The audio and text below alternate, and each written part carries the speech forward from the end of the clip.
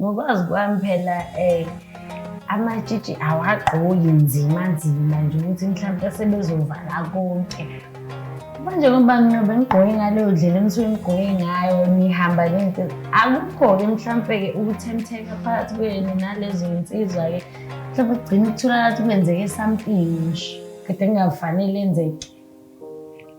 Ya ngathi khona lento le ngakithi like kuthiwa yabo hamba nensizwa niya evalini yabo. So ivali like kumele as untombazane kumele uchoose umfana ozolala naye. Like nilala like not like ukuthi nizolala. Kodwa-ke kuba khona yabo mhlawumbe ulale nomfana athi umfana hayi cela siyenze yabo. Abanye abavumi amantombazane, abanye baya ngosiko lethu like umfana esike evalini like kumele agudlise or asomise. Angazi ngichazelwa kanjani-ke ukugudlisa. Like ukugudlisa suke umfana ehambisa into yakhe emathangeni like la ngezansi kancane le ezansi ya emathangeni.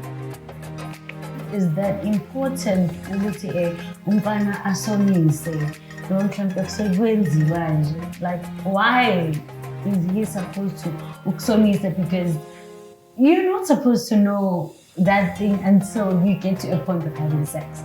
So why ngosiko lwenu kumele umfana asomise? Ibhetha leyo nto leyo yabo ingcono nokuthi wenze ukanti as sabancane like akithi these days like uthola isibhedlela pregnancy small age yabo i-high basifundisa ukuthi sikwazi ukuzibamba. Like now uyabona man khona lo muzalo ukhuphukayo yabo.